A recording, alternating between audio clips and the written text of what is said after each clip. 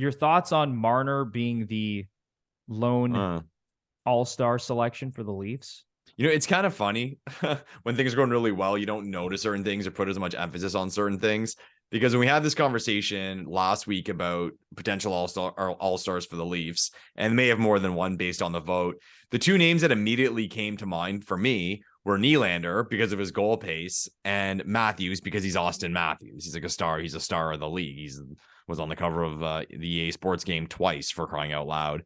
So not that I didn't consider Marner, but when I saw that he was the one announced, I did kind of okay. And then I'm like, wait a second, he had that point streak. So again, not that that's I don't want to say anything makes you a slam dunk to be an all-star. I mean, I guess certain things do if you're the leading goal scorer in the league or top point getter, but a historic a historic game point streak is up there. I mean, at the end of the day. So I was, for the first half second of him being announced, I was shocked. Then it kind of sunk in no, wait a minute, that's totally justified. So I'm happy for Mitch. What do you think, Bruno?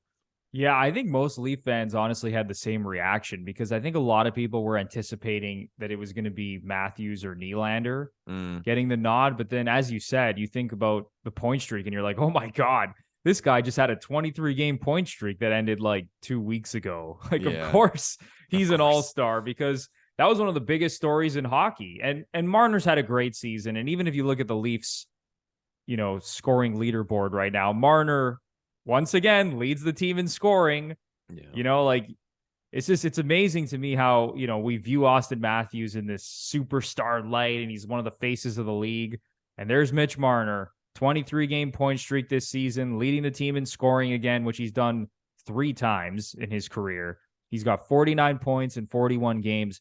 Matthews right behind him with 47 points and Nylander with 45 points, although Nylander still leads the team in goals.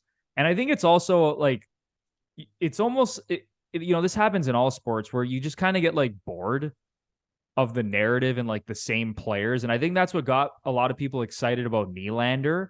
Yeah. He's having this big breakout season. He's never made the All-Star game. Marner and Matthews have been there multiple times. And I think that was also kind of contributing to that, how everyone just kind of felt like it was Nylander's time. And who knows, maybe Nylander's going to get in through the fan vote. But no matter who you picked of those 3 guys, you couldn't go wrong because I think they all deserve to be there. Yeah, 100%. 100%. But good for Mitch, man. I've heard about the whole Marner thing. And the whole Marner thing with he's always kind of been the number 2. The story I heard was, so here's this kid growing up in the GTA, playing in the GTHL, and the conversation was always Connor McDavid, then Mitch Marner, right? And that's not an insult to Mitch Marner. So that's how it was talked about. There's this kid, and then there's another kid. Was kind of how the verbiage was used. How the verbiage was used. And then he gets to the NHL, and I'll even say before the draft. So he falls behind McDavid, behind Eichel. People forget Strome. The big debate was Strome or Marner, or who should go first. Arizona picked Strome. Thank you, by the way. He ends up at 4th. And then he comes in the NHL and he's with this cast of characters that are great players. And I'm not going to say he's in the shadow of Matthews, but there's a guy across the way doing crazy stuff. So maybe, or I will say, and it's not maybe, he does not get the attention that he would get had he played for another team. So it's nice to see that he got the All-Star nod, that he pulled off that point streak. He got the attention he deserves as a star in this league. And to get that All-Star nod is it's a stamp. It cements it that Mitch is here and he's an elite player. And not that I think anyone questioned that, but just to kind of remove him from the whole, maybe he's in shadows in Toronto.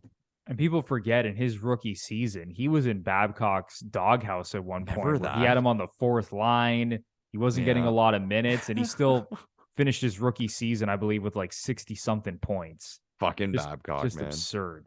So somebody brought up recently, they're and they've been playing together in recent games, but why did it take us so long to put Matthews and Marner together? Yeah, it literally took 5 years. Yeah, what?